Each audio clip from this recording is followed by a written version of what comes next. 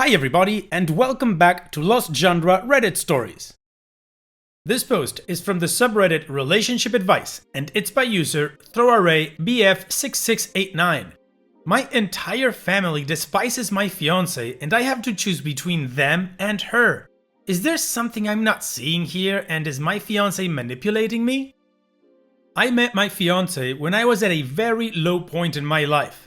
We instantly clicked and had a whirlwind romance. I proposed after 3 months and we are now engaged. I feel like my family has never approved of her or particularly liked her. They are all very educated and work professional jobs, while she is a college dropout who works as a hostess. She is starting a venture of her own and I am funding it for her. The problem started with my sister-in-law and my brother. They told me that 3 months was too quick and that I should date her for longer. They have also implied that she is a gold digger. They never used the term, they said this because she doesn't financially contribute. My fiancé isn't particularly fond of my sister-in-law because my sister-in-law is very rich and successful and my fiancé thinks that she is snobbish. The problem escalated when there was a family wedding and my fiancé wasn't invited. She is of a different race, so she accused my family of being racist, and said this to my parents' face. My parents never expressed an opinion about her, but that was their taking point. My sister-in-law and brother added to this, and told them about my financial contributions to her ventures and other details about our relationship. My parents said that I am making the wrong decision. I told my fiancé and she lashed out. She messaged my sister-in-law and told her that she is a horrible person for trying to wreck our relationship. My sister-in-law once again communicated this to my parents and they have refused to pay for and attend the wedding. My fiancé says that her family will accept me with open arms and that we can get married in City Hall. She accused my parents of being elitists and said that they only like my sister-in-law because she's educated and of the same race.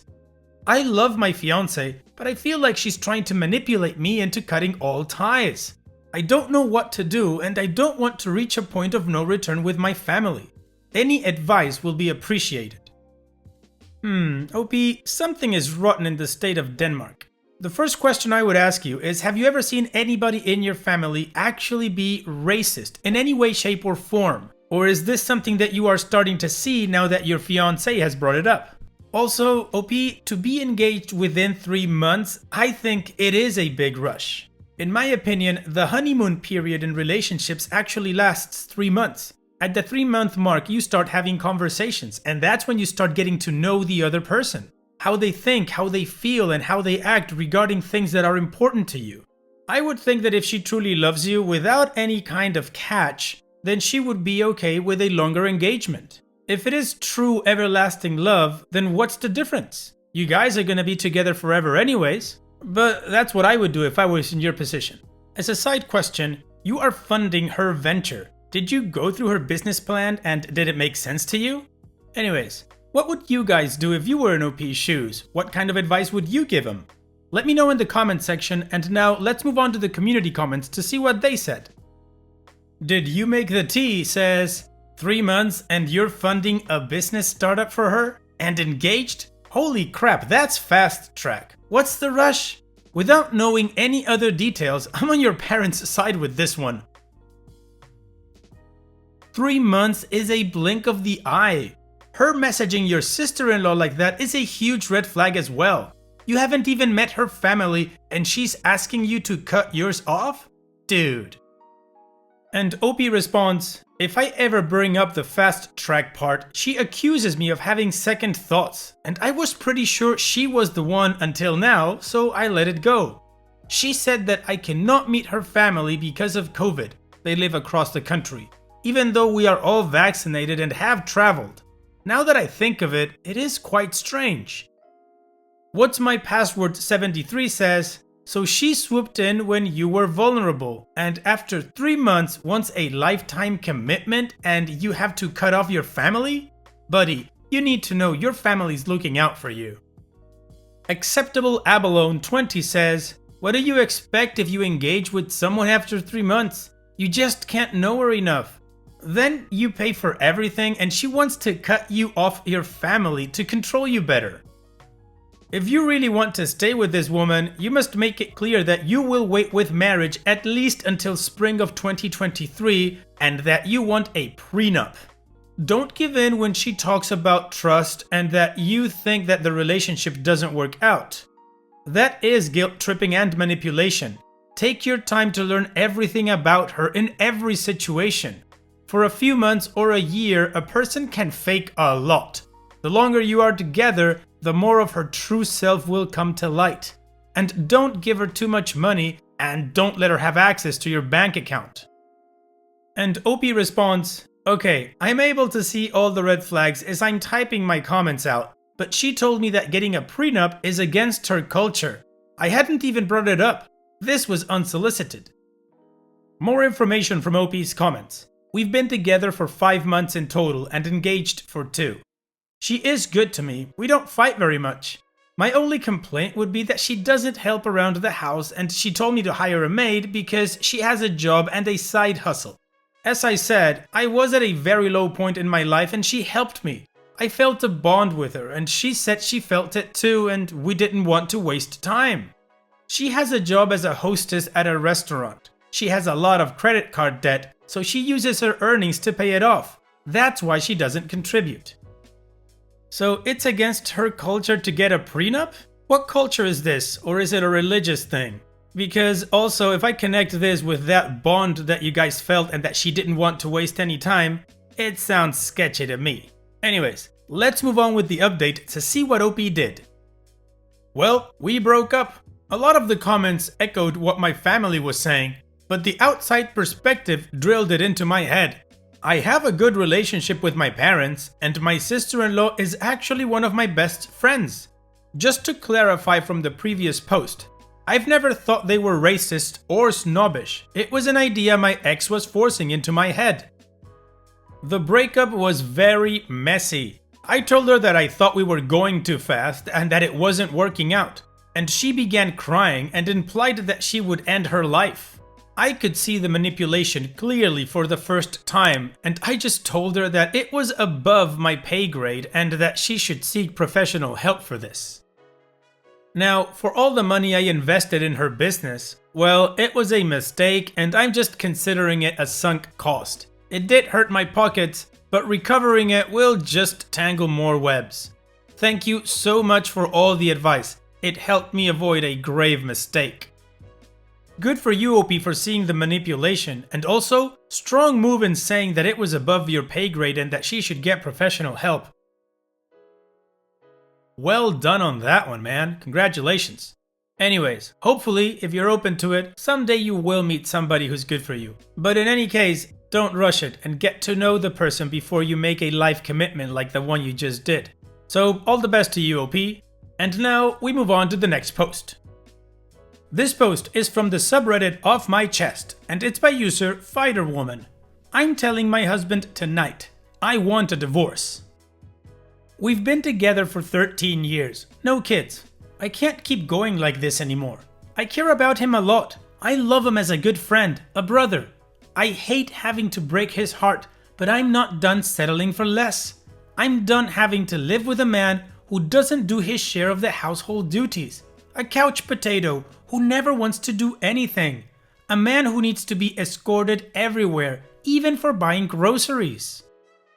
A relationship without attraction, as he's asexual. A relationship where I am forced to suppress my sexuality. A relationship where I don't get back up in my attempts to get healthier and fitter. A relationship where my attempts to get healthier and fitter are sabotaged. A relationship where I feel like I am a mother and he's a child. A relationship where I long for the moments he leaves the house or I can go elsewhere for a weekend. I'm turning bitter, old, and grumpy at an age of 34. I can't see myself live like this for another 10 years, so now it's time to tell him. It won't be easy. I still care a great deal for him, but I'm done. I've tried telling him about my troubles. I've tried to ask for changes. I've tried to communicate. It's like talking to a door. The next chapter in my life starts now. Okay, update time. I've told him it was effing hard to say the least, pardon my language. I saw the man I've been with for 13 years cry for the first time today. My husband never cries. He sounded so heartbroken. I've cried non-stop for 2 hours and used an entire kitchen roll blowing my nose. This is where we are now. I have agreed to couples counseling. He promises to make an effort and alter things. I don't believe it, but I will grant him this one last chance with therapy. He has made plans, lists, and promises before, but they never carry out. I promised him I'll do my best to secure him financially if we lose money on the house, since I earn better than him. I promised to help him through this and that we'll sort this as friends. I won't leave him hanging. I feel like crap for hurting him like this, but I'm glad I did. I still expect us to get divorced once we've been through couples therapy. I hope it can help him cope with the situation though. Well, there's not much I can say since OP isn't asking for a judgment or any advice. So let's move on with the update and see what continued happening in this story. After a restless night for both of us, we both went to work. My husband seems to have gotten the message for now. We have contacted a marriage counselor. He has bought a book on motivation and procrastination, which should help offer him some tools. I have offered him that we pay for a personal trainer, a psychologist, or whatever he might feel could help him. I see it as a good investment if it can help us save the marriage. He told me he'll start picking weeds in the front garden this afternoon, a thing he never did before, even though I've struggled a lot coping with it due to osteoarthritis in both knees. He has suggested we go for a ride on bikes this weekend, a 20-kilometer route. We haven't biked together like that ever. I've asked for it several times though. Can we make it work? I don't know. It's mainly up to him now. If he manages to go through the changes, then I'm willing to work for it. If he slides back into old habits, then I'm out. People ask me if it was always like this. He was always an introvert, a thinker, who reacts inwards rather than outwards. He's gained 40 kilos over the years. I've grown really concerned for his physical health. Although I don't care about his looks, the weight is adding to his inactivity. He has definitely grown more and more inactive over the years.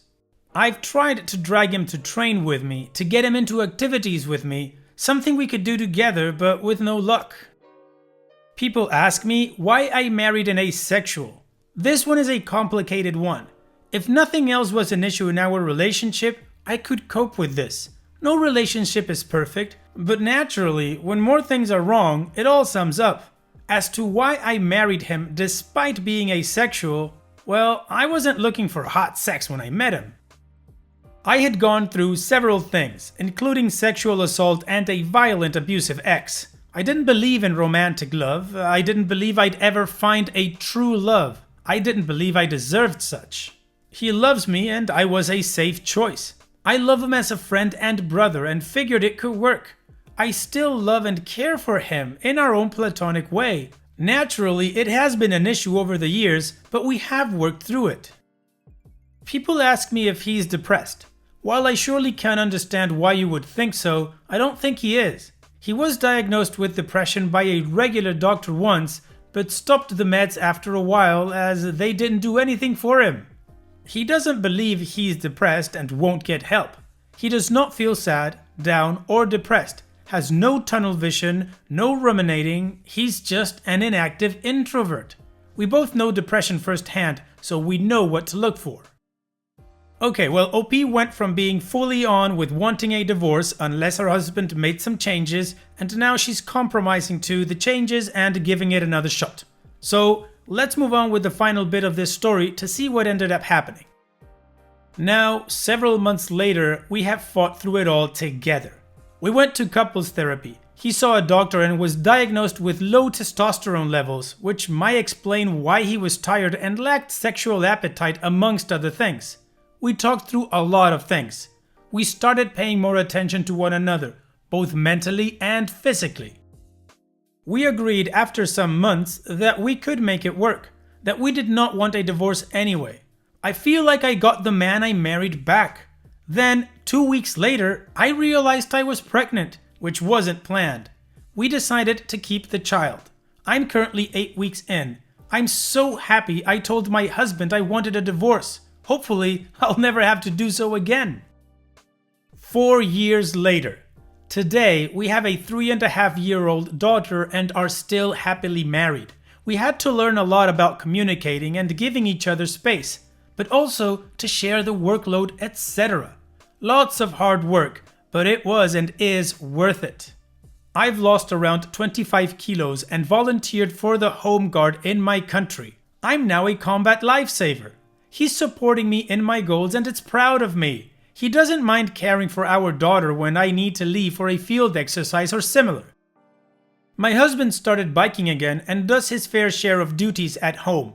He has grown a lot more independent and can now easily go grocery shopping without me. Proud winky face. I encourage him to take time off to see friends now and then as well, even though we spend a lot of time together as a family, of course, with our kid.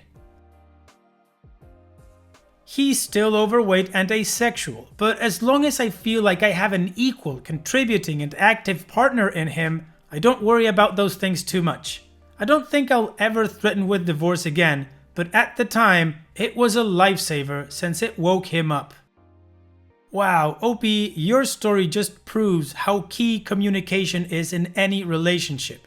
You asking for divorce was the trigger for that communication. You guys were able to work through all your problems and you guys are now happy in your marriage, which is key. Regardless of what the rules are for your marriage, you guys are happy. Congratulations on your family and congratulations on the work that you guys have done. Thank you so much for sharing, OP, and all the best in the future. And it's that time that we've reached the end of the video. I hope you enjoyed today's stories. I really did enjoy reading them to you.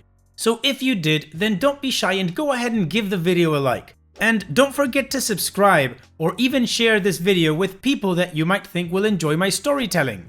Also, if you have the time, go down to the video description and check out all the links I have for you, from our Discord community to my channel merch. And finally, I'd like to say thank you for watching. It really means a lot to me that you enjoy my videos. And having said all that, I'll see you guys in the next video.